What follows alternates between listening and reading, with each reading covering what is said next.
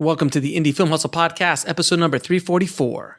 You don't learn to walk by following rules. You learn by doing and falling over. Richard Branson. Broadcasting from the back alley in Hollywood, it's the Indie Film Hustle Podcast, where we show you how to survive and thrive as an indie filmmaker in the jungles of the film biz. And here's your host, Alex Ferrari. Welcome, my Indie Film Hustlers, to another episode of the Indie Film Hustle Podcast. I am your humble host, Alex Ferrari. Today's show is sponsored by Music Bed. As filmmakers, we're always looking for songs and music for our projects, but it's such a pain in the butt to license and go get music, and it's just been a nightmare. But Music Bed has changed all of that. You can download a single song, get unlimited music with a subscription, or even create a custom song or score from scratch. They already have over 20,000 songs, beautifully categorized, and their catalog is growing every single day. If you want to check it out, just go to indiefilmhustle.com/musicbed. And because you are Indie Film Hustle Tribe members, you get 1 month for free to try it out, or 20% off a single song purchase. Just enter the promo code IndieFilmHustle. Today's show is also sponsored by Blackmagic's new Pocket Cinema Camera 6K. I am super jazzed about this camera. It is a Super 35 sensor and has 13 stops of dynamic range, an EF lens mount, and dual native ISO up to 25,600 for incredible low light performance. It features Blackmagic RAW, a large 5-inch touchscreen, built-in CFast and SD card readers, and USB-C expansion port to record directly to an external disc. This is an insane camera, guys, and it is a game changer. Oh, and by the way, you also get a copy of DaVinci Resolve Studio to edit, color, do sound for all of your films. If you're going to make a low-budget independent film, this camera is the one for you. It's the one I highly recommend. The camera is running at a ridiculous $24.95. That's it. For more information, please head over to Blackmagic's website at www.blackmagicdesign.com. Today on the show, we have filmmaker Gavin Michael Booth. And Gavin made a movie called Last Call, which has a few things going for it. One, it was shot in one single take. The entire thing was shot in one single take. And it is a pretty insane story on how he was able to do it, the planning that goes into it, how many versions he shot of the movie, and basically there's no editing in it. So it's not a Alfred Hitchcock or Birdman style where you're like hiding the cuts. There is no cuts in the movie. So I wanted to bring on a filmmaker who has made a really good looking film, which he shot in 8K, when we'll talk about why he did that in a minute. But it was pretty remarkable on how he did it. And I wanted to kind of dig into how you shoot a one-take movie. But the other layers to this cake are that he actually made this film on a micro budget, and he's self-distributing the film as well. So we go into his plan to get the movie out there, what he's doing, how he's doing it. And also, Gavin is a very accomplished music video director and even created the world's first live film for Blumhouse in 2015. And we also go into, these backstage stories of what he has to go through sometime to get access, how he hustled his career, how he got started in the career directing music videos, some of the things he did to get backstage that are gray, let's say, to get in. I wouldn't call it lying, but it's a gray area. But we get all into his techniques on how he was able to do that. And it's just a really great conversation. And I just really love talking to him. So without any further ado, please enjoy my conversation with Gavin Michael Booth. I'd like to welcome to the show Gavin Michael Booth, man. Thank you so much for coming on the show, brother. Happy to be here. Big fan, longtime listener. I appreciate that, man. I truly appreciate that. I'm a fan of what you do as well, man. I love the style of your work as a director, and we're going to get into your movie Last Call in a little bit. But before we even get started, how did you get into this ridiculous business? I was like most of us. I was the geek in high school that every time there was a chance to make a video project instead of submit an essay, I took that route, which quickly started figuring out, I might have a knack for this. And eventually everybody wanted to work in my group because they were going to get 100% if they worked on the video that I created. Isn't that the way it always is? Yeah. Like, yeah, I'll carry a life for you. I'll carry, I'll get some donuts. But that's when I learned what it is to be a producer. You're like, oh, just get people that are willing to work and get the job done, and your indie projects come together. So I was that kid, and I had big dreams. I grew up in Windsor, Ontario, Canada, which, for point of reference, is across the river from Detroit, Michigan. So the Mecca of Hollywood, Mecca of Hollywood. Yeah. Absolutely. If there's, what's the Star Wars quote? If there's a bright center of the galaxy, of the film galaxy, then Windsor, Ontario is the furthest from. Thank you for the Star Wars reference. I appreciate that. We had Toronto nearby, so that was still about a 4-hour drive. So I wanted to go to film school in LA. I had my eyes on UCLA and all these things that I wanted to do, and thought this will be great. But then the international student fees and everything else, I'm like, I'm going to take a year off after high school and work at Walmart, and I'm going to save up money and go to film school. And I ended up pulling a hernia while I was there and not being allowed to work. And I was just like, well, maybe I'll start doing wedding videos and some local commercials and all that kind of stuff, and just have worked for myself ever since. It's coming up on 15, 16, 17 years now that I've been at it. Wow. And I just fell into that. I was in high school when Kevin Smith, did Clerks and El Mariachi and all those, and just did one of those, like, wait, these guys are making movies for $25,000. I could max out a credit card or two, and did that. Made a couple of those movies. The 20,000. It basically ended up being cheaper than film school, but learning way more valuable lessons by failing, by not having a clue. But we survived. We finished a movie. I'm proud of it, although nobody should ever have to watch it or suffer through it. But, didn't know anything about distribution or what the hell to do with, shot on the DVX 100. Like, remember that, baby? Was it the 100 or the 100A, sir? It was the 100. Oh, but so I got Panasonic to sponsor us, and they actually gave us 2 of the cameras, but it came with the separate anamorphic lens at the time that you had to put on, and with the attachment, on it, of course. And then the 100A and B came out, and you're like, why? This is so much easier. I was on the 100A, sir, and it was honestly one of the best cameras ever created. The image of that was so beautiful. I shot it. Yeah. So that was just it. I had that camera, and then I just did this originally because I wanted to meet bands that I liked and not pay for concert tickets. So I made fake Canadian media credentials and would cross the border into Detroit all the time and bring my DVX and be, I'm here to interview the band, oh, you're not on the press list. Oh, well, gee, I'm going to get fired if I go back home and don't have like the interview clip for the news tonight. And 9 out of 10 times it would work. Oh my God, that's brilliant. So I would interview the people and then say, okay, well, could I get like a pass so I could shoot a few songs, the first 3 songs of the show or whatever. And then most of the time, if you just stick around, nobody says anything. So I just watch all these concerts, and half the time I wasn't even actually filming. I just point the camera at the stage and watch the show of all these bands that I loved. And I ended up, then I was like, well, no, I should start filming these. Like maybe I can like make some little clips and send them to the record labels. Maybe somebody will hire me to do a music video. And one of those bands, the first band that fell for my shtick and bought into it was Third Eye Blind, if you remember them. Oh my God, Third Eye Blind, you got?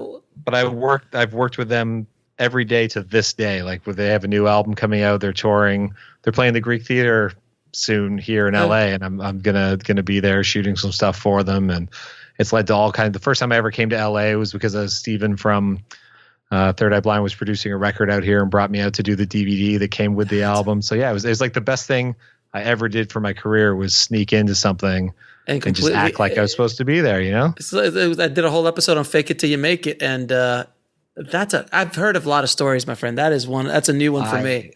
I met my wife the same way. I snuck into a party at the Toronto Film Festival, which she had independently snuck into, and we ended up meeting there. And I've been married 6 years, so it's a strategy that can work. It's fascinating. That is a great story, man. You actually made fake credentials for a fake, I guess, news. Oh no, it was a real news network, but I just made so like CNN. So you made like CNN. Credentials. Well, in Canada, the CBC, the CBC. Canadian version of it. And since it's another country, they're really not going to check, and you're at the thing, and it's like it has a high probability that it would work. It really I had some help. I almost got busted on that particular one, but there was a Detroit radio DJ, Steve Grunwald, that I knew that really like pulled the no, he's good, he's legit, we know him, and like Donnie Brasco style. Yeah, wave me in. So that was. Yeah, it's just been one of those adventures where if I trace everything back, I'm like, man, how different would my career and life be if not for that particular moment? We'll be right back after a word from our sponsor. And now back to the show. Because I ended up shortly after that, like hopping on the tour bus with them and shooting some tour video stuff for them. And it led to that opportunity to come to LA and shoot this DVD. And that opened up doing music videos and, just this crazy adventure I never thought I'd be on. Or had I stayed in Windsor, Ontario, Canada, just trying to make indie films, right? And maybe would have never moved to LA or done anything more significant. Who knows? And if once you landed Third Eye Blind, which was a very big, they were a huge band in the 90s, without question. They were one of those big bands. Then that automatically gave you the credibility. And then, if they're working with Third Eye Blind, well, then, they can work with us. And it just kind of snowballs. Definitely. And they're one of those bands where people still love that first record so much. Oh, and, they still sell 10,000 seats, 15,000 seats a night, like they're out with Jimmy Eat World this year. Like I said, like they're still going hard. Still have a fan base, but yeah, it definitely opens up more opportunities. And then one management company sees what you do and contacts you, and one good video, begets another music video opportunity where a band reaches out. Especially once YouTube took over, there was a way for people to see the director and find the contacts for directors, and that's, if not for the sort of social media YouTube, that's the other thing that was happening in parallel around the same time. 2003 to 2006 was all the social media boom and making it accessible to find other filmmakers and find bands that needed videos versus just this wasteland of waiting for your phone to possibly ring or only being able to go through the traditional channels of having a music video agent and then they work with them. And it was a very closed system, like similar with film distribution and everything else. The gates were locked to most of us until the indie film revolution and digital video took off. Yeah, and then did you have to put your reel on like 3/4 inch and send it off, or was it? Well, that was more commercial work. No, I mean, I had reels on Betamax and reels, lots of VHS demos. Like let's make the most beautiful color labels for all of these. Right. We'll hand press them at home, but they'll look like a machine did it. It's fine. The craziness. And on a side note, if anybody wants to try to break into a party or anything along those lines, I mean, it is a little bit of a different world than it was back in the day. I mean, when I used to work at Universal, I would just wave and pretend I worked there, and people would just let me in. This is pre 9/11, but this might still work if you're at Sundance and you want to get into a Sundance party, one of those house parties. All you have to do is just know at least 2 or 3 names of some big agents at CAA or do a lot of WME. Pointing. It's always some like 19 or 20-year-old college intern at the door or volunteer. Yep. And one of the great things about millennials is they're so shy of conflict and unwilling to make a lot of eye contact. Yes. Just be like, I'm supposed to be on the list, and point into the bar or the restaurant or the party and say, well, I mean, is Jim in there? Like, say the person is Jim Atwell in there? I'm here with Jim Atwell. I'm just going to go in and see if Jim's. I'll come back out and find you, but I'm going to go see if Jim's here. He'll come clear everything up, and then just never come back, and they won't care. What I used to do is when I was starting out at Sundance, I would walk up to the table and I'd be like, Ricky Smalls, please, CAA, and they would look on the list and they're like, oh. Yeah, Ricky's. Yeah, go in, Mr. Smalls. I'll be like, yes, thank you so much. And hope that he hadn't just walked in 3 minutes. Yeah, I would go earlier because I knew he would never get there earlier. And he actually was an acquaintance of a friend who knew him, so we knew that he was there. So, but if not, just get a list of people that you know who are going to be there, and then you can use their names. Getting backstage at concerts, you take your cell phone, and as you walk close to the security, you start like, yeah, I'm with the band for at least the next 3 cities. Yeah, we're going to Dallas tomorrow. We might fly out and do this other thing. But I'll definitely tell them I'm about to see them. I'm going to say hi. And if you look important, half the time the guy at the gate's not going to be like, that guy's too important to like interrupt and ask to see his credentials. That's worked a handful of times. This is why we have Indie Film Hustle, is to teach people these kind of tips. These are things that are not on the show notes. So for anyone listening, these are some bonus things from two hustlers who've been able to hustle backstage and into parties. Yeah, like I said, the minute I had ever heard of the site and the podcast, like I've been a fan from day one, because it's always exciting for me to hear other people's hustle stories or pick up tips, and like find so many of us are kindred spirits in the approach of what we've had to do to bust those doors open. Oh God. And it's tough, and it's getting tougher now, man. Those doors are getting tougher and tougher because there's a lot more people trying to get into that party. And and just that's a very good analogy of the industry as a whole. Literally now that Soderbergh's taught anybody with an iPhone can make a movie now, right? The floodgates are open officially. No question. Now, so we've talked a little bit about how you were building your filmmaking career, but is there any tips that you can give people who want to kind of break into music videos, or you've done some commercials work as well, or just mostly music videos and features? A little bit of commercial stuff, mostly sort of regional for all the late night cable stuff that you see for 2-for-1 furniture and suits and things in Detroit. And I've had some interesting, even here in LA, I've done some worked on some bigger unit stuff like Calvin Klein commercials that Francis Lawrence was directing with Margot Robbie in it. And but directing myself, I've sort of shied away from commercial work. I know it's very foolish of me because it's where the money is, and that's what would pay my bills while I work on my indie films. But I just find it so soulless, and I even music videos that if I don't jive with the song or the concept that the band's presenting versus something I want to do, I do tend to turn things down now. That's the one thing the hardest thing to learn is to say no, because technically I can make anything, but if I'm not excited about it, the work suffers, and then I'm just not servicing the client to the best of my abilities. But in terms of getting started with music videos, find bands that live in your city and your region and just say, don't worry about money up front. Just go offer to make something, collaborate on something, pitch an idea. Something I still do to this day and has worked recently is I sort of shoot stock video versions of music videos. I create music videos that a band wouldn't be in. It's just actors, like a storyline kind of video. I go out and shoot it and then find bands to pair it with later, where I just, like if I have a shoot that's booked on a Monday, whatever, and we have a 12-hour shoot, I'll book the gear or keep the crew for the next day and ask everybody to do a discount rate. And then we'll shoot just a little like footage. So we literally have no idea what the beat or the rhythm of the song or the length of the song is. You're shooting a short film, basically. Yeah, we shoot a silent short film and then find songs to match it to. One of my most successful videos ever, this newer artist, SYML, SYML, the song Where's My Love, was one of those videos where that was a little more complicated. It was a band that couldn't pay their bills and the footage got recycled into a different video. But similar idea, and what inspired it was just, go and shoot stuff. Find people in every indie band is in the same position you're in, where they can't afford to make a music video and you don't have a name for yourself as a filmmaker. So it's like a match made in heaven to collaborate and just get something on YouTube, get your foot in the door and make something to show I am capable of making a music video. Here's what my skill set looks like, and then move forward from there and use that as a sample to try to find more bands. Yeah, it worked for Spike Jonze. It did okay. Yeah, that guy's made a couple music videos we've heard of. Yeah. and a few features we've heard of as well. If you marry a Coppola, things get easier.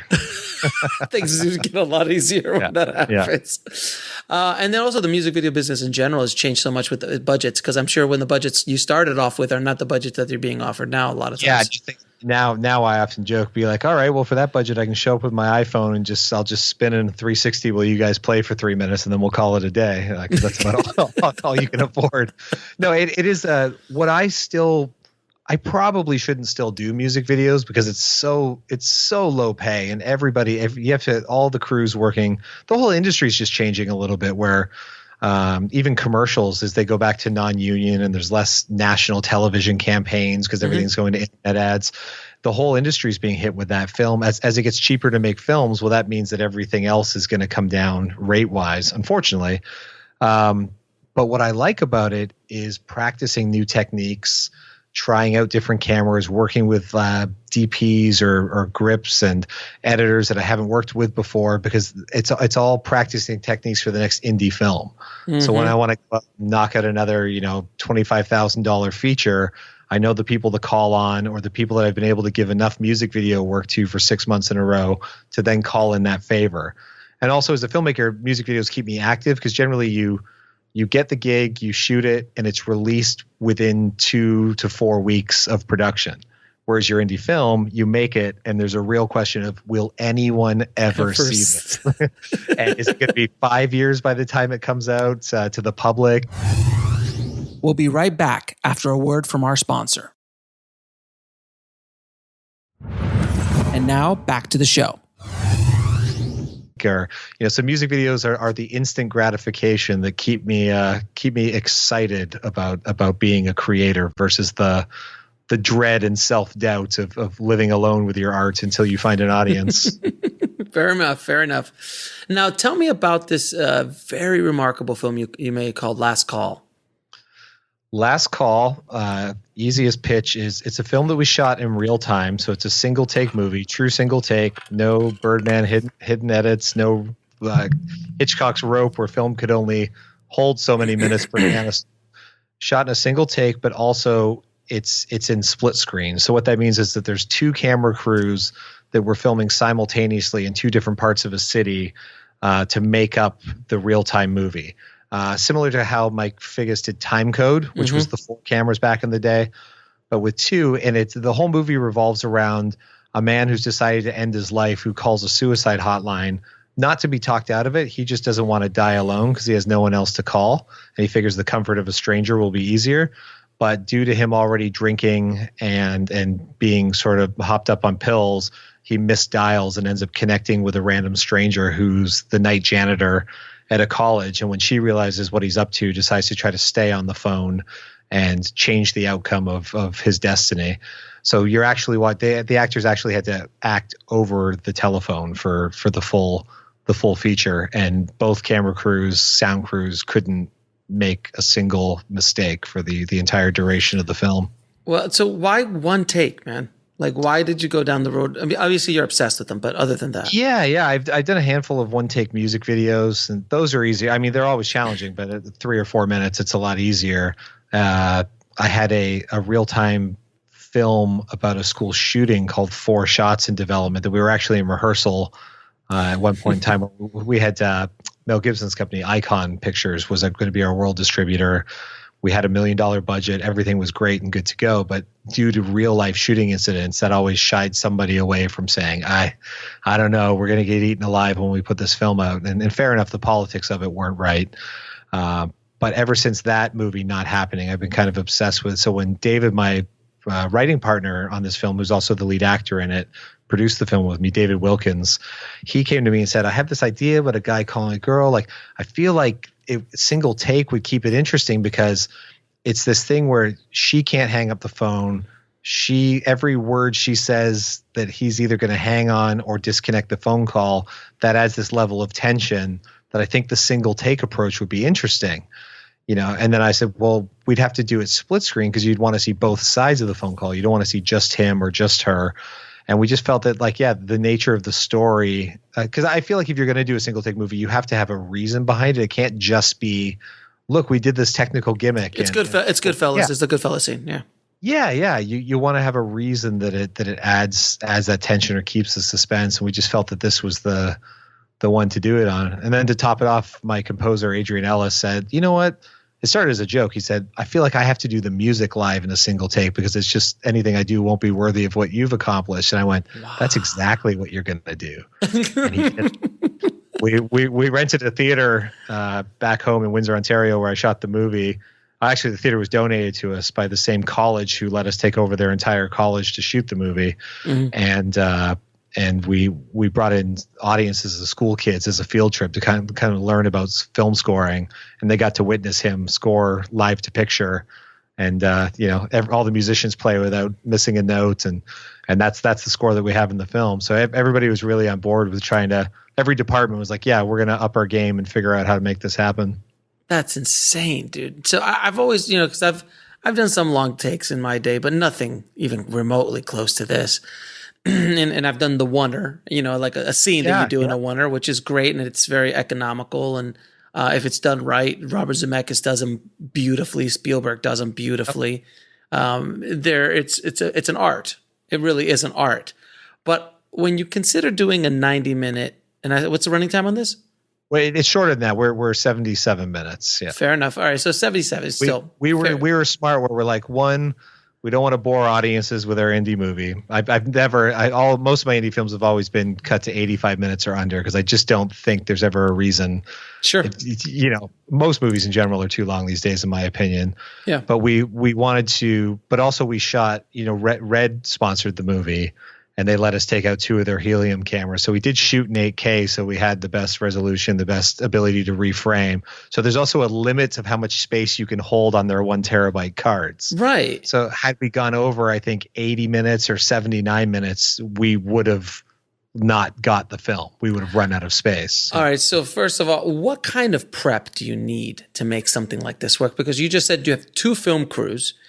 And you as a director, you're basically shooting a play, essentially, because you're just kind of like, you organize everybody, you tell everybody what to do. The actors are pretty much on their own for those 70-some minutes. You can't stop and redirect their performances. Let's take it step by step. First, on the technical aspect, What does it take to do this? First was finding locations. I knew going back home would be the easiest way to do it. Making films in LA is expensive. There's no way around it. So going back home to Canada, to Windsor, where I've had a lot of, I wouldn't have a film career without that city being so gracious to me. All of our catering was sponsored, had amazing deals on hotels for out-of-town cast and crew. Like I said, a college basically gave us the keys and allowed us to come in for 20 days of rehearsal and shooting, would let us leave lights up so that we didn't have to redress every night. So we kind of had, while the actors were rehearsing for 10 days, our gaffer and crew could be pre-lighting. And what we would do is we would film every rehearsal so we could put a rough assembly together every night. We would just shoot at regular HD at 1080 on the cameras, and we could slap together a rough preview.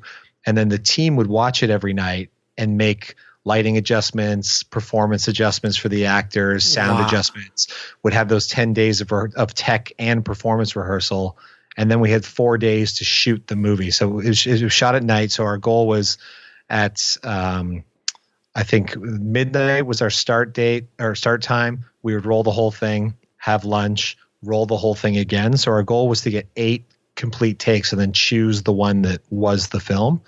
We ended up with 5 complete takes, 1 disaster take, and 2 other times where we just said, we're not ready to go again, so let's not exhaust ourselves. Let's come back tomorrow and just try harder tomorrow. What was the disaster take? What made it the disaster take? I'm just curious. I have a clip on my Instagram. It's because I knew that somebody eventually is going to try to call us out and say that we didn't truly shoot it in a single take and we must have hidden cuts.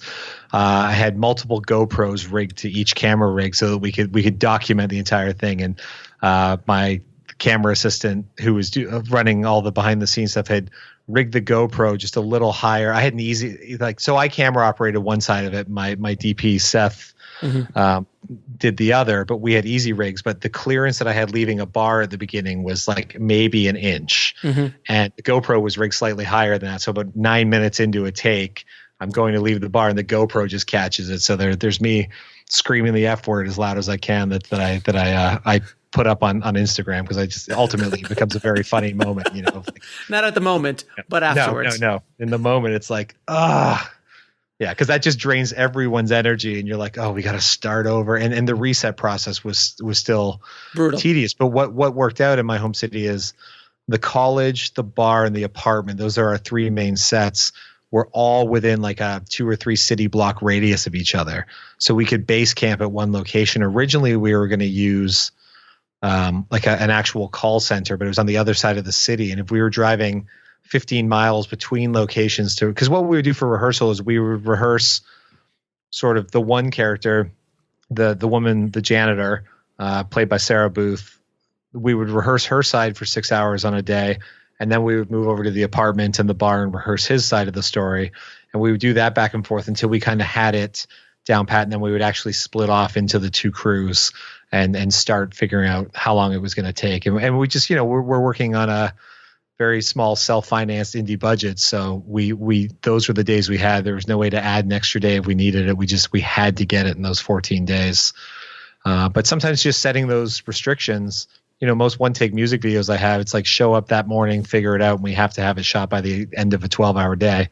Mm-hmm. So the pressure I'm used to, but it was not to say without its challenges.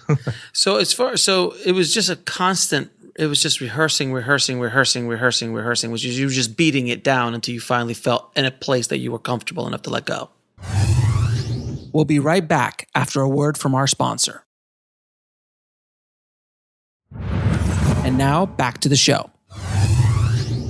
Well, we ended up rewriting the whole script about 2 days before we started the actual filming take. So about day 8 of rehearsal, because we would watch the movie would work as a traditional movie with cuts and back and forth. But that's the one thing you have to keep in mind with the real-time film is like you were not going to be able to change anything in post. I know. Where any other film usually gets saved in editing. Yeah, just a cut. You're like, a cut there, yeah. Yeah, or just that take instead of this take. Right, you build the performance. We can cut this whole scene out, or we can rearrange these scenes or lines or whatever. We can extend this moment. And we knew that we didn't have any of that. And we just started watching the rehearsals. And by about day 4, I just knew in my gut, I'm like, originally, I don't want to give too much away about the plot, but, originally it was him trying to engage her and keep her on the phone because he didn't want to be alone. And I was like, she would just hang up the phone and go back to cleaning. She's got her own stuff going on in her life that comes up in the film. And this crisis where her son hasn't come home, but she can't leave her job because she's already on thin ice. And the babysitter's getting frustrated. And we're just like, she's got her own stuff. She would just hang up. I said, this movie has to be about her and her wanting and making the decision to stay on the phone with him and trying to change. But it meant like a page 1 rewrite to go through and change. So David, who again is already in the middle of rehearsing acting for the film and in the thick of producing it with me, he and I spent an all-nighter and just cranked out a new draft that he and Sarah, the actress, had to memorize, and everybody had to make all the changes to camera movement and know the new sound cues and everything. And our sound guys we didn't have boom operators because there was just no space to put a boom mic. Mm-hmm. Or we're dealing with a college with a bunch of glass windows and glass doors and reflections everywhere. The camera reflections, mic reflections. So we decided to just double lav both of the actors, so they had two lav mics per actor, and that way if one fell off or one got distorted, we would hopefully have the other one. And to their credit, we didn't have to do a single line of ADR in post-production, which is insane. And yeah. I'm fascinated with the process that you're going through now with the actors. Sure, they memorized the script, but they didn't hit it perfectly. So you loosened up. I mean, I'm assuming they didn't hit it perfectly. Yeah. So they loosened things up here and there. It's pretty spot on, but yeah, they definitely. We always had those markers because a lot of it is based on he's gonna call it here. You'll be at this point, but because she was the janitor in the college, we said, listen, if he hasn't called, put the mop down, pick up this, and go on to do this. Just act like you're in this. You're actually a janitor. Just keep finding tasks and things to do. And we do have a couple things in the take that we chose, which is our best take. There's a couple times where he tries to dial and something doesn't connect and he's got to hang up the phone and try again. So that was our only thing in post where we were like, well, what if we just have it that you called the wrong number or called and hesitated and hang up, and it feels like a character choice. We worked those sort of mistakes into the story of the film. I mean, honestly, we got really lucky. It's one of those things where you finish the project and you reflect on it and you're like, I don't even know how or why, how we accomplished it or why we chose to put ourselves through that. I've been there. Would it have changed the movie if we had a hidden cut every 10 minutes? For an audience perspective, No, absolutely not. Yeah. But we were determined to do it and it worked, thankfully, but we knew we had told our private investors, we had said, there's a chance that this film doesn't turn out the way it's supposed to, and we've got to make a more traditional version of it or whatever. But we managed to pull it off. No, it's this is the psychotic thing that we are as filmmakers. It's just like at the end of the day, Birdman. Really, could we pull a Birdman on it? Would it really change the experience? No, but I would argue that it would change the energy of the whole movie. I think so. I mean, Birdman had to have cuts. I mean, just scope. I mean, especially because they change from day to night and things like that in the story. You know, it's great. But I think. Yeah, but I mean, what are we as indie filmmakers if we're not going to be ambitious and try to do things that not everybody's doing? Like, how are you ever going to stand out making a dramatic film about another guy at wit's end trying to call a helpline? Like, we're not the first people to tell this story. We're not going to be the last people to tell this story. What can we do to set ourselves apart and try to get some attention to our careers, as well as make a movie that we really believe in, that audiences will enjoy? Now, do you when you're done, so you're shooting the first day, you shoot the first take, you have lunch. During lunch, are you watching that to make adjustments, or are you not? Yep. Most of the time I would load it up into Premiere, do a rough version of the split screen, because the split screen actually also rotates through the film from sort of a horizontal split to vertical split at different moments. So the cameramen need to know where to change that up to. But we would just do a very sloppy version of it so we could watch it. But yeah, we try to watch it on the lunch break, because our lunch breaks were like a couple hours. Because what happens where we were filming downtown, there's a very busy bar strip. It's kind of like Tijuana of the North, where all the underage Americans at 19 and 20 can come over and drink. That's so genius. there's a period of around like 1 a.m. to 3 a.m. where it just gets very sloppy and loud and noisy. And then because we didn't have permits to close streets and things, we were sort of just out in the wild and didn't have full control of everything. So we took an extended lunch, because we knew it would help avoid some problematic people, or people trying to like stick their face in the camera as it goes by. Not to mention when you're walking by like a $60,000 camera rig, you don't want to be doing it at 2 a.m. in a downtown somewhere. Right. The chances of theft or somebody just being an idiot and trying to break it are much higher than during regular business hours. But wait a minute. But in Canada, there is no crime. Everything's perfect. Everyone's super sweet, super nice. There are no bad people there. That's just generally the marketing. Except Moms Against. Well, you guys did have to form Moms Against Canada. I saw it documented in the South Park movie, right? God, that was genius. Yes, that was a great Canada. Yeah. Blame Canada. Absolutely, blame Canada. Yeah. As a Canadian, I saw that movie in New York with some friends on opening weekend, and just like I've never laughed harder in my entire life, because I had no idea I was walking into a South Park movie where they were going to like rip on Canada for 90 minutes. By the way, if anyone has not seen the South Park movie, it's one to watch. The Oscar-nominated South Park movie. Robin Williams sung "Blame Canada" on the Oscars that year. I'll never forget it. It was just things where you're like, this shouldn't be happening, but here we are. Yeah. Now, as a director, what is some of the biggest challenges of shooting a one take? Is it the actors? Is it the crew? Is it the lack of control? Is it the lack of any sort of control almost? Like, what's the biggest challenge you see? I mean, the biggest challenge I had was I was not intended to be the camera operator of one side. That was thrown at me like the last day before we started shooting, because we had a camera operator that is a wonderful camera operator, just couldn't hit, because the camera operators were also their own focus pullers. Oh. We were using the Nucleus M handles from Tilta, because again, adding another body with another wireless control that could potentially go wrong, another set of shadows, and people to avoid getting in and out of vehicles or into elevators. And we just wanted to eliminate and strip the crew down as much as possible. That was thrown at me the night before we started. So I had gone from, I've DP'd many music videos. I've been my own cinematographer on projects. I've stepped away from that the last 5 or 6 years and always hired DPs. So suddenly it was like, you're back in the fray, go for it. But I will say my experience shooting tour videos for bands and concert videos and things really came into play, because that's a lot of run and gun of like, got to nail it every moment, can't possibly like mess up the focus while you're running around. So that was the biggest personal challenge. But the scariest thing is just, are we going to get it? Because there's just too many variables at play. Batteries that could go, signals that could be lost.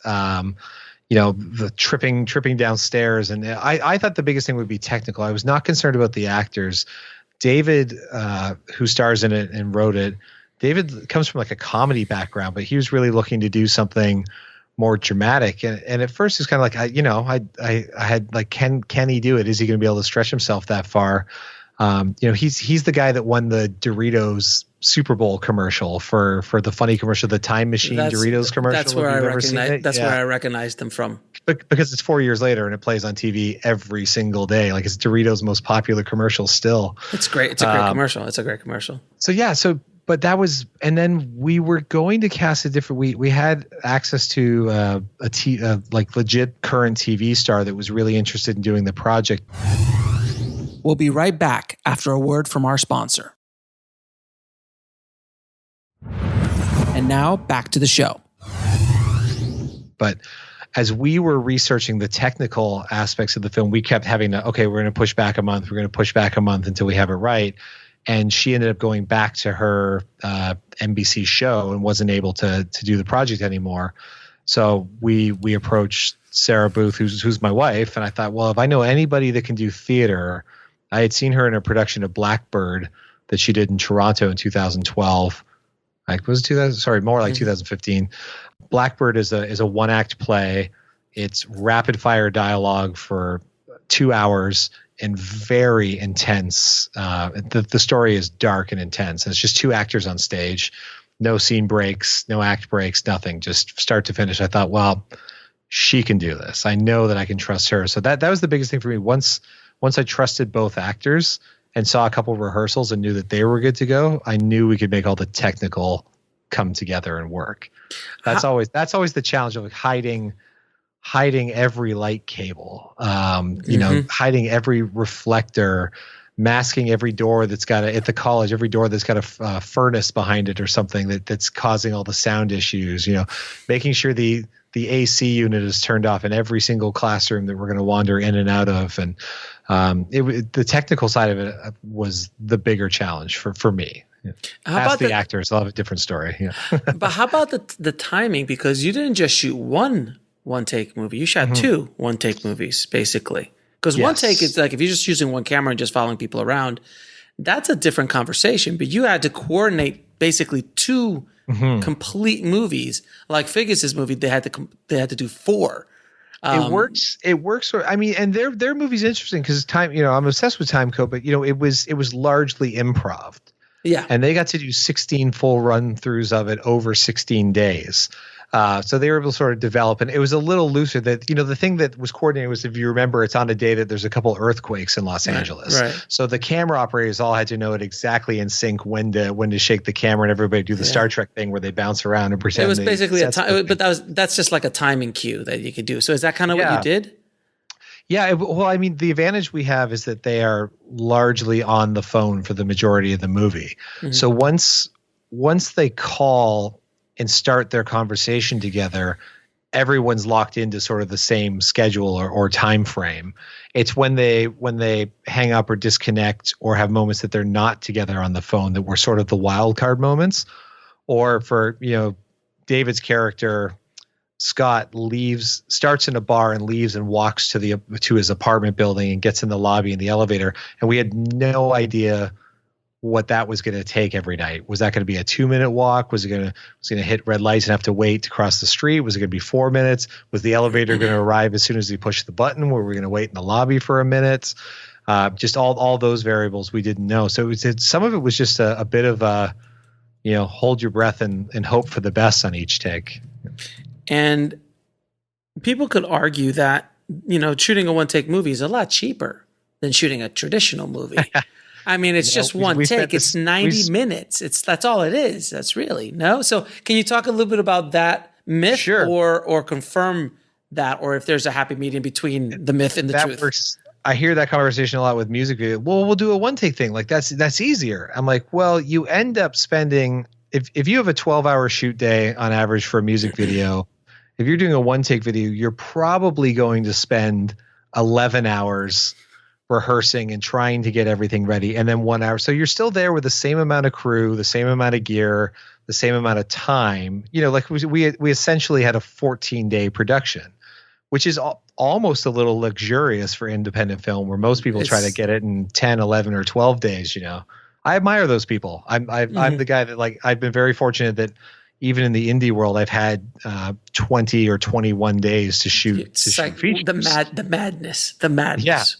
Yeah, but I do have a indie feature coming up where we're going to shoot it like 10 days, and so I'm going to have that challenge. But we technically had more days to rehearse and prep than most. But no, it costs you the same because we've got to rent the cameras for that whole amount of time. If there was a way where we could have rehearsed and then brought the cameras in just for a couple of days, things like that, like we could have shot with other cameras, like a cheaper DVX 100A, for example. Yeah. I mean, the smart move would have been using like a Sony A7S or a GH5 or something that didn't have the weight, but because we had the deal with Red, and so we just had to rent the lenses and rent the support gear. But yeah, it definitely made for.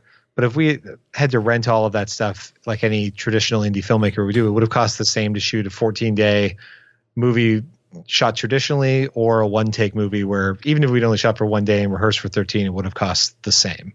But can the argument be made that if you're going to shoot a one-take movie, and it's a real traditional one-take movie, not like what you did, which is basically two movies sunk together with two film crews, you could maybe shoot it if you rehearse it a bunch and stuff. But you also had a benefit too, because you had a lot of locations that you had basically access to for free. Absolutely. During that time to beat it up. That would have killed our budget if we, and I'm also at a point too where, like, I do like to, I mean, everybody's still working for reduced rates, but we did want to spend enough with our budget, or have enough of a budget that we could pay everybody a day rate for being there versus calling in just favors. Sometimes if it's a short film, I don't believe in spending a lot of money on short films because there's not a financial return from them. And I think there's a general consensus among most of my friends that are actors or crew people that, hey, we're all making short films to get ourselves noticed, to practice our craft. Like, I don't mind donating some days here and there, or working on a super reduced rate.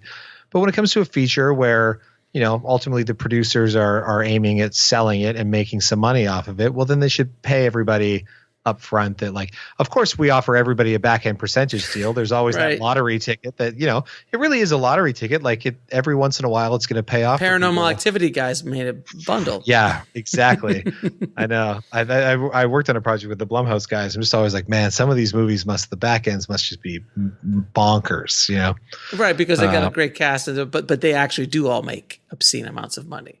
Like, even what's the Ma that just opened, or whatever, it was 18 million on a $5 million budget, and you're like, oh, that's going to just keep going and going, Oh no, that's the sweetest deal ever in Hollywood. That was the one. You know what? I've been talking about any of the fear or worries or stress of making Last Call. I had done a project for Blumhouse. We did the world's first live movie. So it was actually broadcast live. It was 2015, so we used Periscope, like the live streaming platform. Yes. Before Facebook video or Facebook Live came along, and everybody goes, "What's Periscope?" Yeah, exactly. But at the time, we did a movie where essentially a serial killer was using his iPhone to broadcast his murders. Sort of, and we approached it like a total War of the Worlds thing, where we didn't tell the audience what they were watching was a movie. We just let everyone assume that this feed they tuned into was live. Mm-hmm. So it was a mass killer talking to the camera and essentially taunting the police and the audience, saying, it was called 15, said, if you have 15 minutes to figure out where I am, or I'm going to kill again. And then he proceeds to start stalking a house, very Michael Myers, like looking in the window of these two young girls getting ready for a Halloween party. We did it on Devil's Night on October 30th or October 29th, somewhere around there.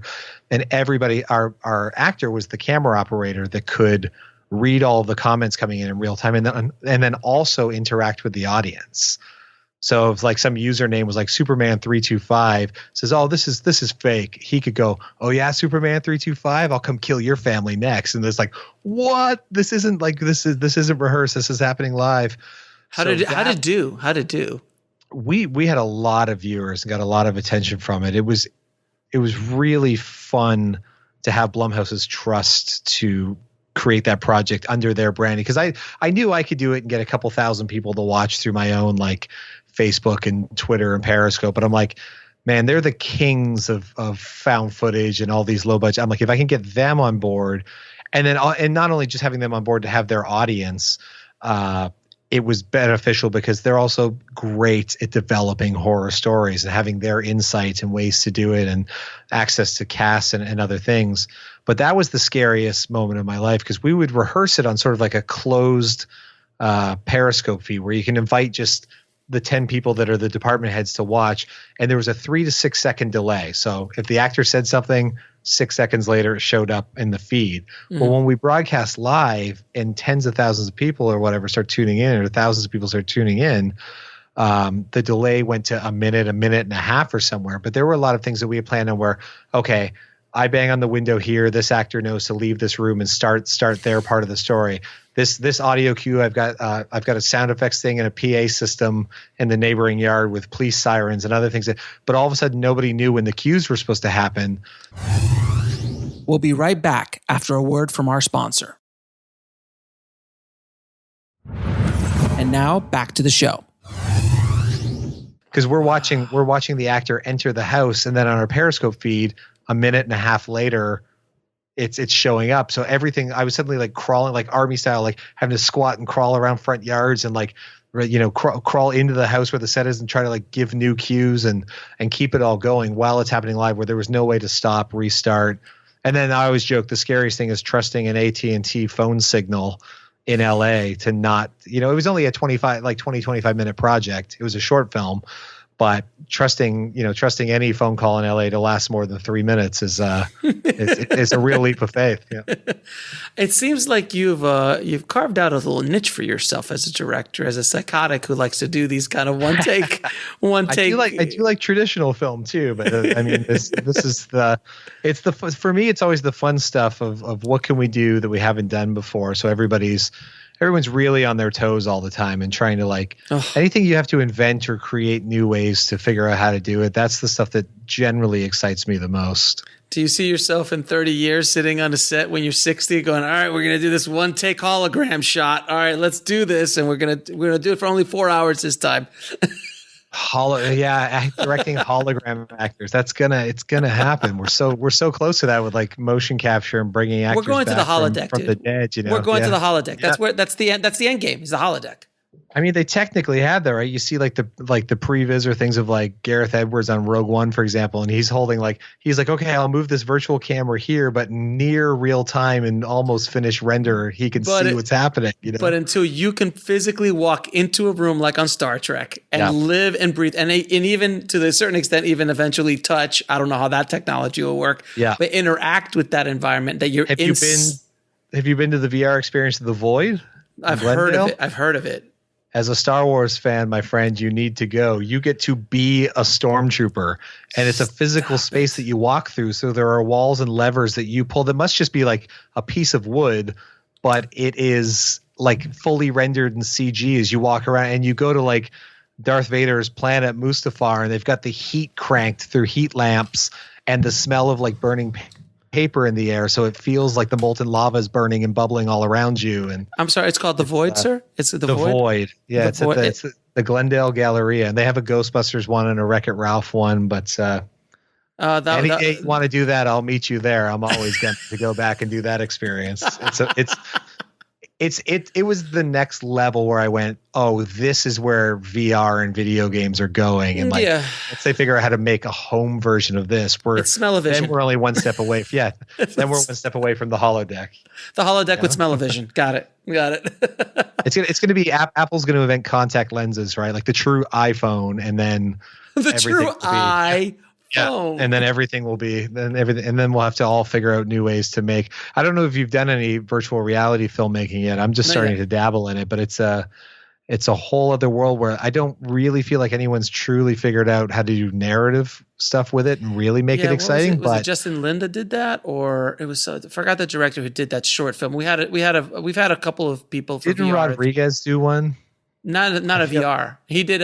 He did that thing with John Malkovich that won't be seen for 100 years. That gets put into the vault for that liquor company. You ever saw that one?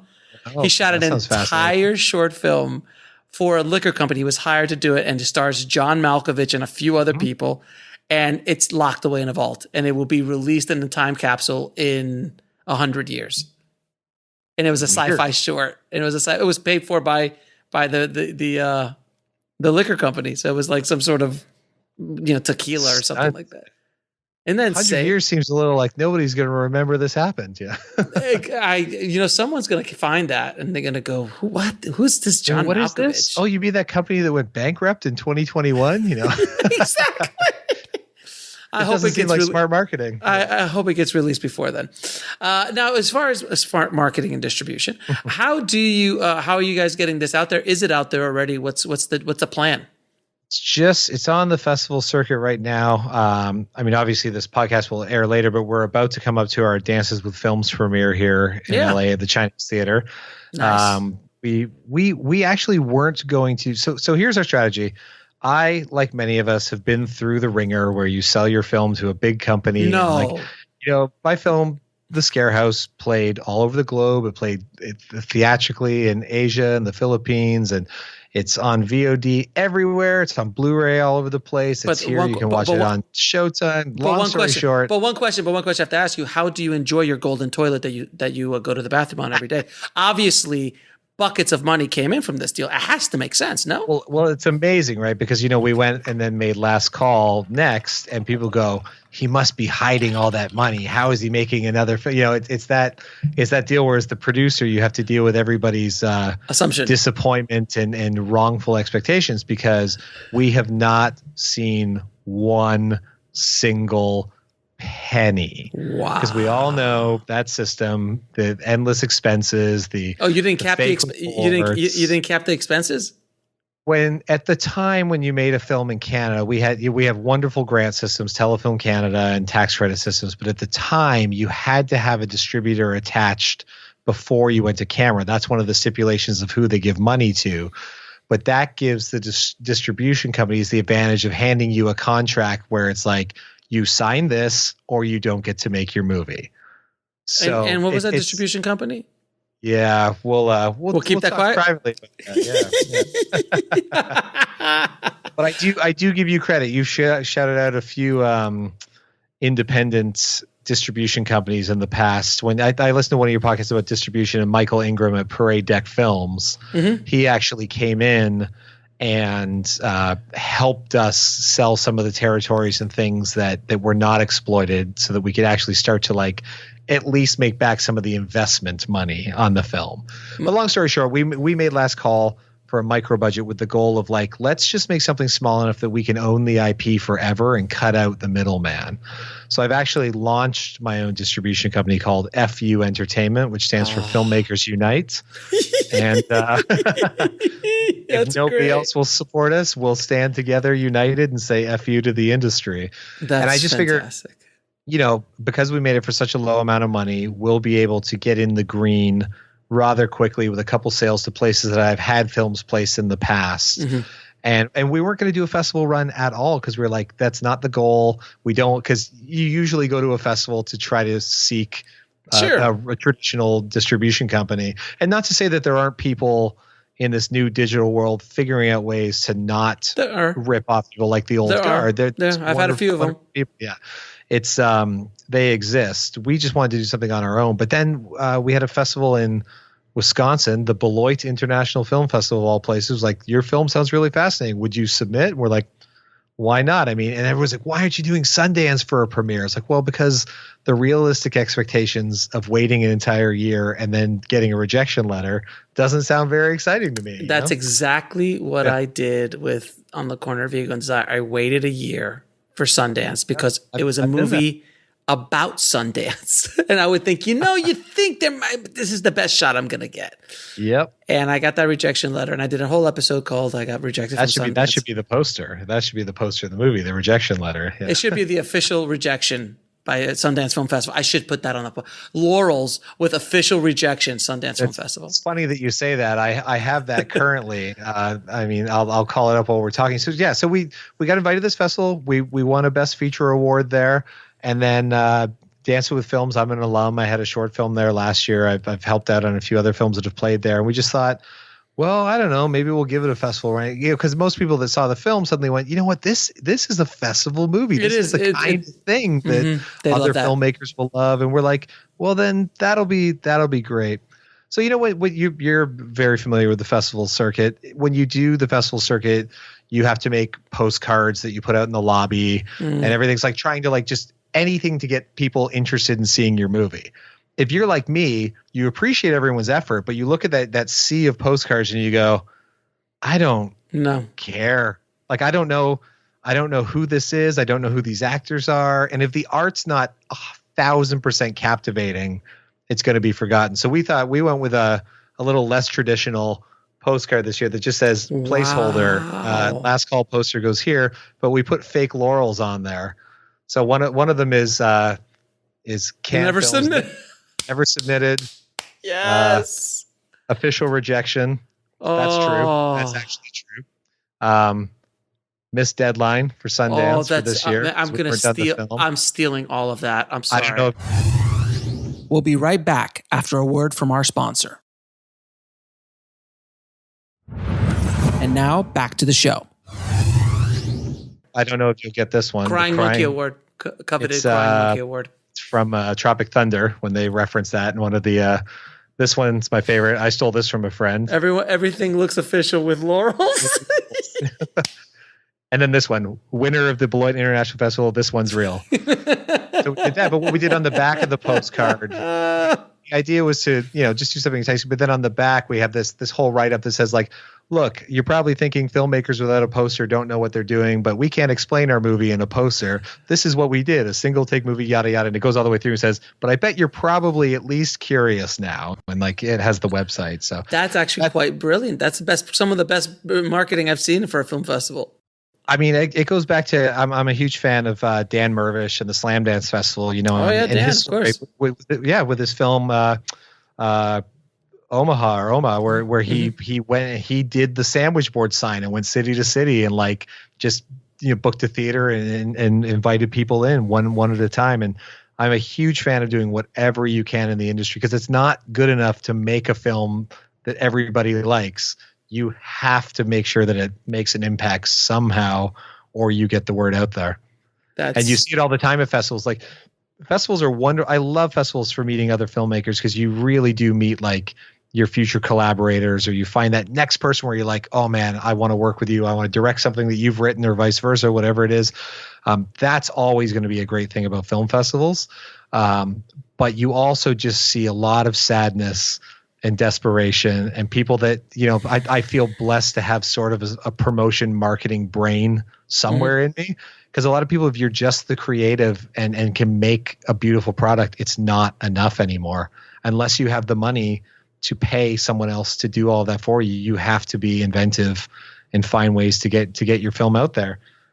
No question, man. Well, first of all, I'm going to steal all of those because that's fantastic. That is fantastic. I'm sure somebody out there right now is going to do that. I was doing that back in 2005 where I went for my festival, and with my shorts Broken, I got into like 150, 200, something like that festivals. Yeah. But I got rejected from all the big boys. And I put officially visiting Sundance Film Festival, officially visiting Toronto, where I actually went with my film there. And then if you click on the laurels, there's pictures of me with celebrities and hanging out in Toronto. Amazing. Now I'm going to ask you. Toronto's a very good festival. And that was the same thing. Everyone in Canada's like, put it in TIFF. I'm like, it doesn't work like that. They're not. Oh, you're Canadian. Automatic. It's just an automatic. Yeah. It's like, it doesn't work like that. And again, I didn't want to wait till September. I'm like, we submitted, and who knows if they say yes, awesome. But a lot of festivals are very big on, it has to be a world premiere. It's like, well, it can't be a world premiere everywhere. So right. So then you get into North American premiere, then you get into California premiere, then you get into like these ridiculous premieres. So I would say one of the big things I think is, opportunities like this. If you listen to podcasts about filmmaking, call them up. I called you up and said, hey, I have something I think would be interesting to talk about. Like, you can sit at your keyboard now and find anyone on social media and find a way to contact them. We did hire a publicist for this festival premiere in LA. This is my first feature premiering in LA ever. I've had shorts here. I've had films that have played theatrical here, but we've never had like a premiere event for something. So we thought, you know what?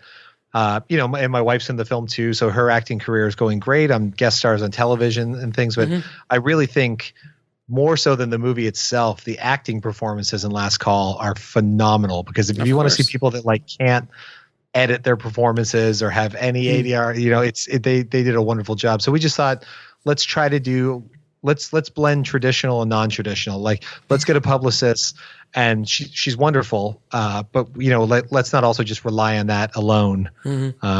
She had actually recommended your podcast. So there are people in the publicity industry that are very much aware of That's Indie hilarious. Film Hustle. I said, well, actually, I have an interview booked there already. But yeah, she's a big fan and listens all the time. Kristen Schrader, I don't know. Yeah, no, yeah. She emailed me the other day. She emailed me the other day. She's like, yeah, you know, we're a big fan. I'm like, it's always crazy when I hear things like that, because I'm just a dude in Burbank listening to. I'm your neighbor. I'm your neighbor. I'm in NoHo. I'm looking at the Burbank Mountains out my window. Dude, you're literally in NoHo. You're down the street from me, dude. Oh yeah, I'm taking you for lunch after. Oh, we're going. Now. Yes, there's no question. Real quick, like I said, what I was going to say too is, you know, but I do want to thank you, because you provide this outlet, and you provide, because even, you know, I'm a filmmaker that's made a handful of features and all this stuff, but like, I love podcasts like yours, because you can never be harmed by having a motivating voice in your ear and hearing other people's struggles and that kindred spirit. And your podcast is one of the best, if not the best, out there in the voice of independent film. I appreciate and I it. say that as an actual longtime listener, and not just trying to kiss up, because I'm. Well, you're ready. We're almost done with the interview. It's over. You don't need to kiss up at this point. Kiss up at the beginning. Yeah, you're doing it backwards. But yeah, keep it up. Everything you're doing is great. Is wonderful. Yeah. I appreciate that, brother. I really do. I have to ask you a question. Is it a world premiere? Is it a North American premiere or a U.S. premiere for Dances with Films? It would be the West Coast premiere, because we already premiered in Wisconsin. Yeah. All right, so I have to tell you my Dances with Films story, and I'm gonna call out Dances with Films. I'm sorry, I'm gonna call them out. Sorry, because, Michael. because you see, you never piss off somebody with a podcast. I mean, this is why. No, I'm actually good. I've been invited by a friend of mine who has another movie premiering there, so I'm gonna probably be at Dances with Films, just hanging out. And I've got tickets for you if you're free June 18th. Come see our screening. Yeah, I'm thinking about it, because now that you're in there, I'm like, well, I know two filmmakers there, so at least I might go. But with my first feature, This Is Meg, I submitted to Dances with Films, and I went all the way to the end, and I said, like, I got accepted into CineQuest. And I'm like, look, CineQuest is up north. It's in San Francisco. Yeah. I was there a couple of years ago with a short. Right. So you guys could get the LA premiere. Like, I'm going to be able to bring everybody out from LA. It had a lot of Hollywood stars in it. Yeah. It had, I can, motivate the tribe to head out and check out this film that I've been talking about. And they literally took it to the last second. And they finally said, because it's not the West Coast premiere, we can't do it. And I'm like, you son of a bitch. So unless otherwise, I shall never submit. No, I'm joking. No, good festival. I'll share it. I should find. I have an email where I submitted. We got the thing back. Said, I'll use kinder language. Why would you premiere your film there instead of with us? Oh, it's brutal. It's brutal. We really prefer world premieres. And I wrote back something to the effect of like, slow down, Sundance. It would still be the West Coast premiere. I said, and I countered. I said, have you? Because at that point, it's like, if they don't want the film, I said, but have you ever seen a film shot in a single take with two camera crews in two different parts of a city that was scored live in a single take? Probably not. So I think we'll still be interesting to your audience. Yeah.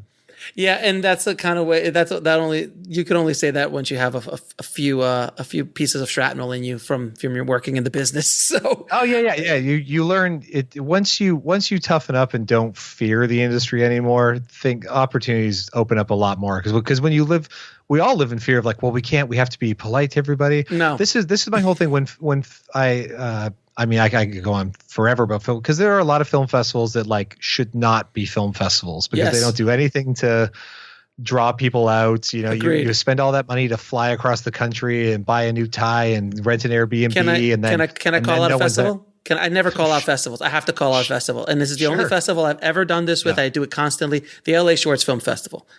Stay away. Anyone who listens, I've never been part of it, but yeah. LA Shorts Film Festival, everyone stay away from that festival. The reason why is because exactly what you did. I flew out from Florida. I came out there. I knew guys that were flying from Spain to do their short blocks. Such disrespect. No Q&A. When we asked, they were just like, get out. And I'm like, wow. And that was in 2005. Fast forward a few years, but there's and I all still these, call them out. It's a lot of people, and I believe that most of the people starting these small film festivals have the best of intentions. Yeah. But if they're not marketing and bringing, if it's all that Saturday Night Live sketch with the film festival you saw with Emily Blunt, where like It was brilliant. the film ends and they're like, everybody who's part of the film and everyone in the audience gets up except for one person. You know, it's like I can play to my friends and family at home. I don't need to come to spend money to go to a festival. But my point is that it's great that Film Freeway now has. I mean, Film Freeway over Without a Box is brilliant to begin with, but they have the review thing. Have you ever read anything that was less than a 5-star review of a festival on there? No. It's Shocking. it's all of us filmmakers that like live in fear of not being invited back again by being honest about, you know what? No one showed up to my screening. This happened. We weren't given a Q&A. Yeah. They shut my film off while the credits were halfway through. They wanted to clean the Cinequest screwed us. We'll be right back after a word from our sponsor. And now back to the show. We had a short there and there was a weird flicker problem with the projector, and instead of stopping it and fixing it, it wasn't our DCP, it worked fine. They didn't stop it and restart it. They just let the entire 15-minute short play that way and didn't offer an apology or anything. And it happens. I was close to kicking the projection booth door down and stopping the projector. But yeah, it's those stories are everywhere. But I think we need to, as filmmakers, be less afraid, because the more honest we are and the more we all speak up, then it will help improve these festivals. Yeah. Because the great festivals are the ones that, you know, even when we were at Beloit was wonderful. Few, like, I'll call them technical imperfections. It's just, it's a festival where the venues are less traditional venues. You're sometimes in a like party room at a big restaurant or something. So like there's things where the sound could be tweaked or things just aren't set up. Sure. But the programmers were wonderful. You would suggest things like that. They'd be like, how do we do that? Let's call someone in and fix that immediately so it doesn't happen to any other screenings. Like, you know, it's not to say that it's an all out evil across the board. There's a lot of good film festivals. I mean, I always promote Holly Shorts because I think they're one of the greatest. I've not played there, but I've been to plenty of screenings. It's wonderful. Yeah. They're a wonderful festival, and there's a lot of festivals that I've gone to that I recommend tremendously. But I think you're right. I think we got to call out, you know, bad experience. And look, I had a really great experience at Cinequest. You didn't. It happens. Yeah. You know, I mean, I'm sure other festivals. The rest of the festival was phenomenal. It was just the actual presentation of our film. I think it was personal because you were Canadian. Probably. It's because you were Canadian. That's why. But we shot it in LA, and I lived in LA already. It doesn't matter. They can smell it. They can smell it. They were. I mean, what a festival in terms of taking care of their filmmakers and like open bar all day in the filmmaker lounge. Like it was. No, they're good. It was wonderful. We went the year that would have been 2016. It was the year that they lost their theater downtown was being renovated. I know, and that's the year that I went. 2015 is when it. Oh, so you had the shuttle bus where you had to go back and forth between because they had the theater somewhere else. But even that, they would make sure that everybody was taken care of and had a way to get everywhere. It was awesome. And that's the same thing. Same with the Beloit Festival. I can't say enough. It's a smaller Midwest festival, but man, the audiences were great. The engagement with the film was great. They would give every single filmmaker a personal driver to get you to and from. They take you like on cheese factory tours if you wanted, whatever you wanted. They took care of you. You need some cheese factory tours. I mean, why wouldn't you? But the thing is also I've noticed is that some of the smaller festivals or mid-range festivals, they do take care of their filmmakers, especially if they're not like LA. Or not like New York. If they're in the small town, they're just the whole town is excited about the festival. Absolutely. It's a thing, you know. It's a real big thing, like Park City was back in the day when Sundance first started. Now they're just like, oh god, get out of here! Yeah. Oh, these 50,000 people are showing up. Only the hotel and cafe owners are excited. Everyone else is just like, I just want to get to work and home. Yeah. Exactly. But yet sometimes those smaller festivals, you do have a much better experience because they're just so much more excited to have you. Than some of these bigger festivals where you might fall to the wayside. But anyway, so you can never go wrong. You're always going to meet another actor or filmmaker, somebody that you want to work with and collaborate with, or pick up new tips about making films or marketing films. Like you can always sponge great information from even terrible experiences. Oh, absolutely. So there's always value in that. But at the same time, if you could save $1,000 and put that towards your next film, or buy some Facebook ads to get people to watch your film online instead of 16 people in a mostly, empty theater at midnight in some podunk town, that would also be great to know in advance. Yeah. This is a whole other podcast. I think we could actually do an entire, just you and me bitching about film festivals and our experiences. A film festival podcast where we review festivals. Could you imagine? That would be like it would be like that South Park episode about Yelp reviewers where they're like, oh, we got to give them the best table because they're just going to give us a bad review if they don't. We got to let them in. We got to let them in. If not, we're not going to get any submissions. So I think that's the next thing. You and I become those guys. And then all the time. And then when we have movies, we call them up. If we don't get in, you won't get any submissions this year. So, hey, it's Alex and Gavin. Yeah, we're the guys shooting that documentary about film festivals. So, yeah, I'm just going to email you. What's the waiver code? Okay, thank you. Anyway, all right, let's finish it off because I know you and I feel that we could talk for at least another 5 hours about stuff.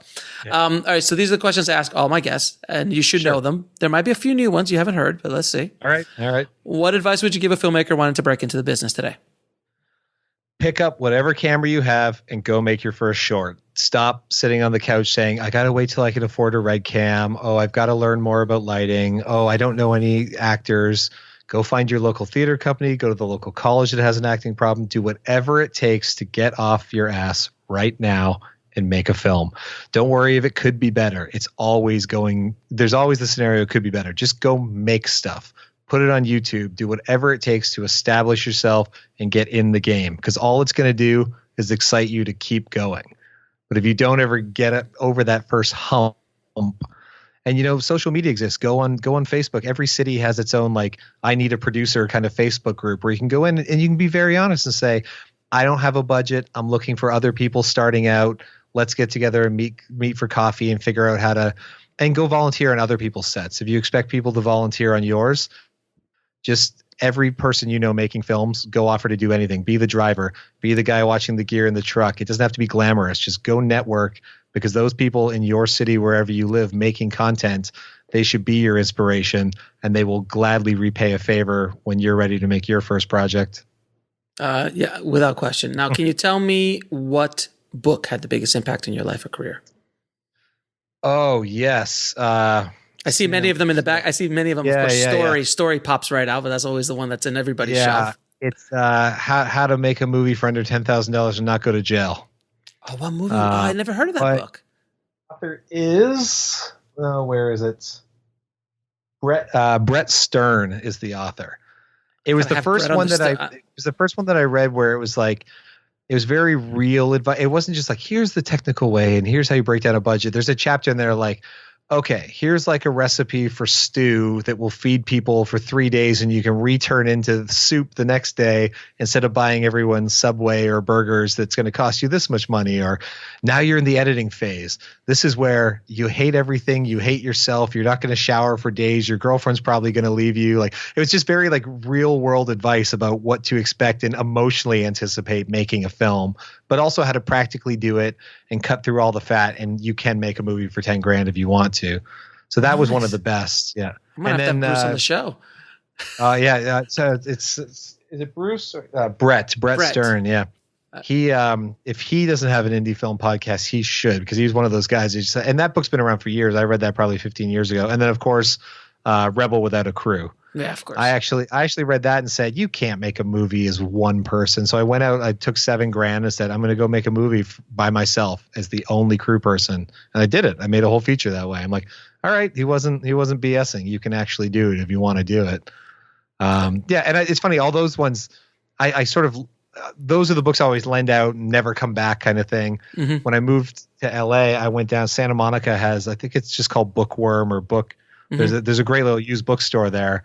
And I was like, oh man, I can rebuy all the books that I read before I'd ever made a movie and reread them again and see how much information actually stuck with me, or I thought it'd be a good, so I'm sort of revisiting all those books. Nice. Now, what is the lesson that took you the longest to learn, whether in the film business or in life?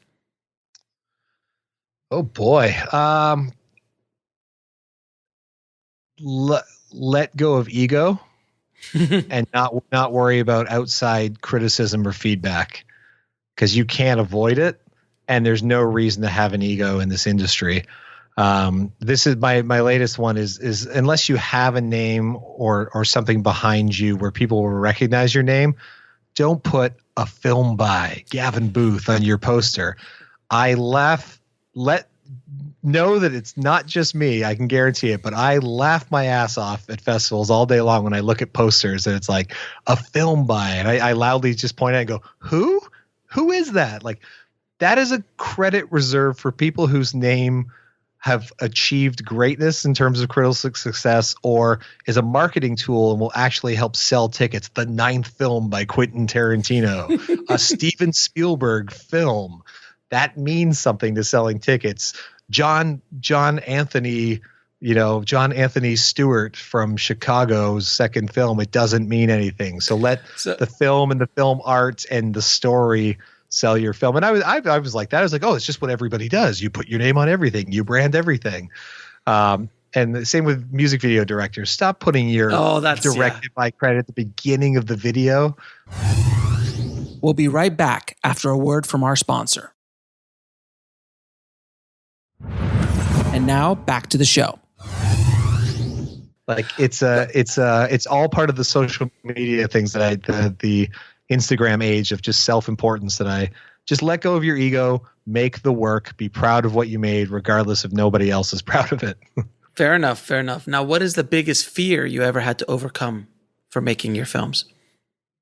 I think believing that my stories are worthy of calling on, let's call them like bigger or more established people to get involved with them. Mm-hmm. When you sit there and say, oh man, this would be a great role for this actor, or man, I really love this cinematographer's work, but I could never afford, they'd never come do something indie. When I started sneaking into events and meeting people, you realize everybody wants to make creative projects. And if you have something interesting, you might just hit them at the right time, the right place in their career where they go like, oh, wait, you only need me for 3 days? Phenomenal. I'll cut my rate. I'll come do that. Don't fear anything, because it's exactly like dating. The worst that girl or guy or the person you're attracted to is going to say is no. And it sucks. Rejection will never stop sucking. But if you're in the film industry, you're already looking at a lifetime of rejection. So what's one?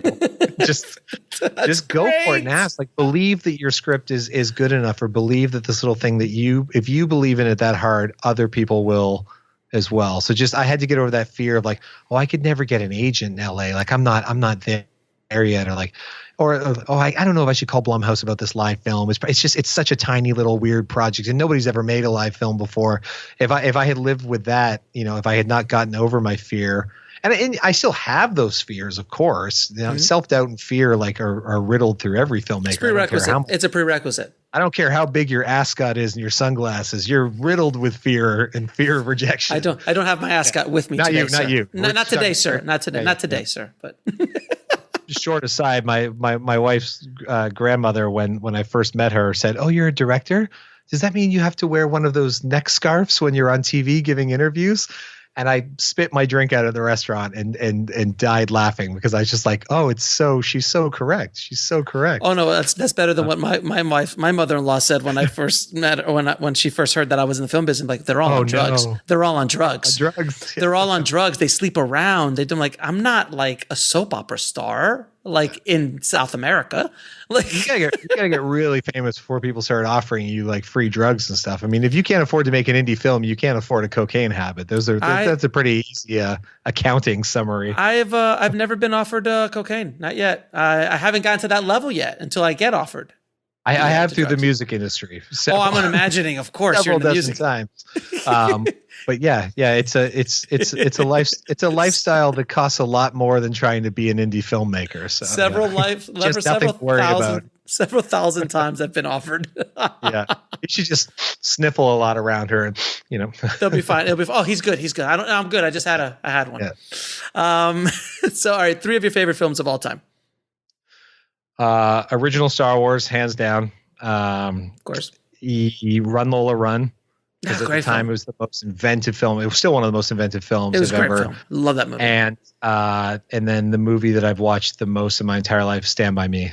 Oh, so good. Any great like coming of age story like that. Those are the three films I've probably seen the most in my life. Out of dozens of others that I love. Those are the three that are the most rewatchable for me.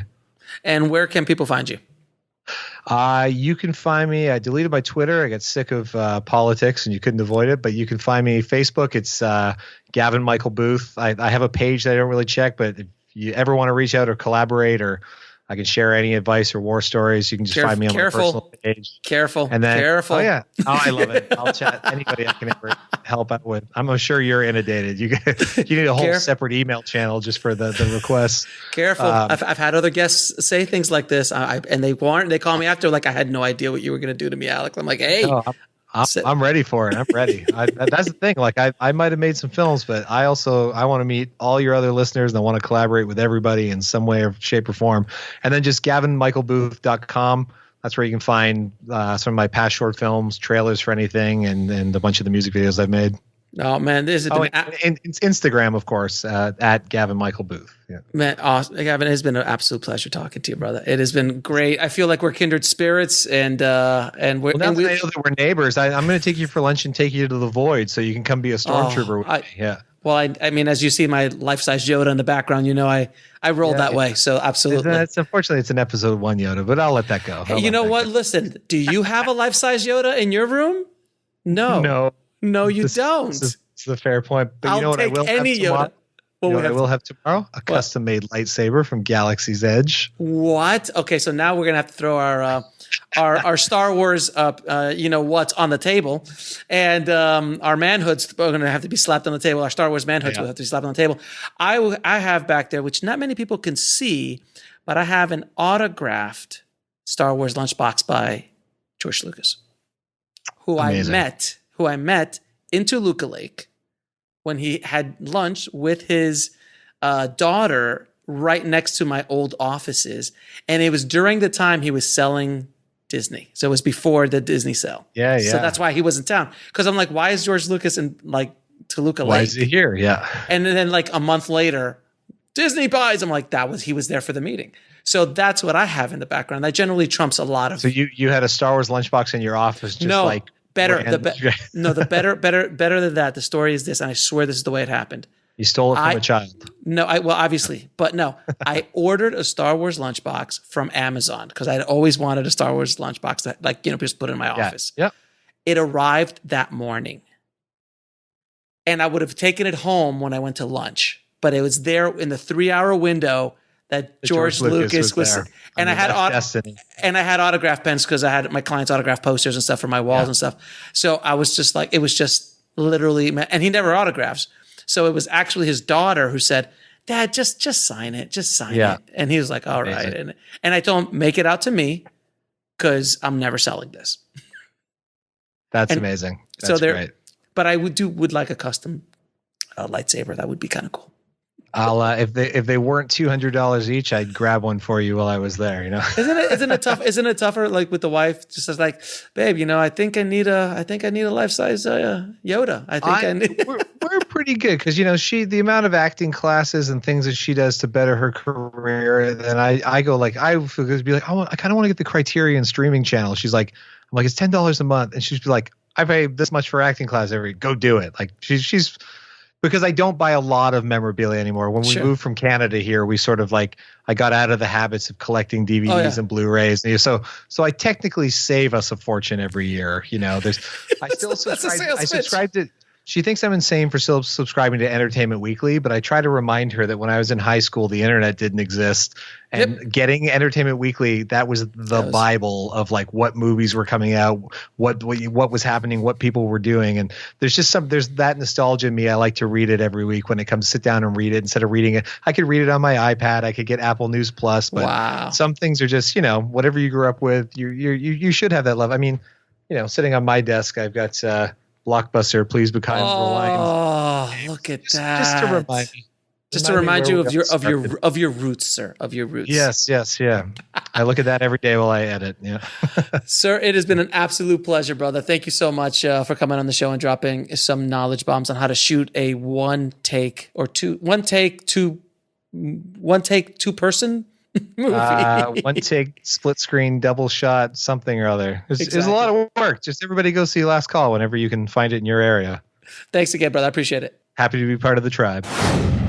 Thank you so much for such an entertaining conversation, Gavin. Thank you again for coming on the show and dropping the knowledge bombs on the tribe, man. So thank you again so much. If you want links to Gavin's film Last Call, how to get in touch with Gavin, anything we talked about in this episode, please head over to the show notes at indiefilmhustle.com/344 for the show notes. And guys, a few weeks ago, I said there was going to be another big announcement after I launched filmentrepreneur.com and all the things I did with the book and everything else that's going on. But I have another big announcement coming either later this week or by the latest next week. And it's going to be a doozy. It's something that you guys have been asking for forever. And it's something that I've gotten around to do it. And I really hope it's great for you guys in the tribe and for any filmmaker that's going to be finding out about it. I hope it helps. I know I'm being cryptic. I'm sorry. You know me. You know what I like to do. I like to keep you guys in suspense. But you know what? I never disappoint. I truly try never to disappoint when I do something like this. So more stuff coming. I've got more announcements coming down the line, but this is a pretty big one as well. So keep an eye out for that. And real quick, guys, before we finish, I wanted to kind of talk a little bit about last week's episode on predatory film distributors. As you know, and by your response, it's a very popular topic. And a lot of filmmakers are really interested. A lot of members of the tribe are really interested in that episode. And thank you so much for all the responses, all the stories that I'm getting from filmmakers. I want to put this out there. If you guys have had, I'm afraid to do this, but if you guys have had a bad, situation, if you've had a bad experience with a film distributor, email me your story. Email me what happened at ifhsubmissions@gmail.com. This, I feel, again, as I said last week, is a moral issue. It is a big problem in this industry. It's kind of like when, everybody knew about the casting couch and it took a big event to finally break that open. And the casting couch was just something that everyone understood, knew, it happened, and just ignored. And I feel that these distributors, these predatory distributors are, there's no light shined on these bastards. So I want to use my platform. I want to use Indie Film Hustle. I want to use the power of the tribe to focus a nice, bright, shiny light on all of these distributors that are doing wrong to filmmakers and are predatory and hurting filmmakers. Because if you hurt one filmmaker, honestly, you hurt us all. Because God knows what would have happened if that filmmaker would have been successful, but instead they left the business because they just, they got taken advantage of and they couldn't come back from the financial hit of being basically their movie stolen from them. So I really want to focus as much energy as I can on this cause, on this movement. If you are listening, please spread the word on that last episode as well as this episode, but on that last episode and any content that I'm going to be putting up over the next weeks and months about this topic, share it because I want this information to get out there.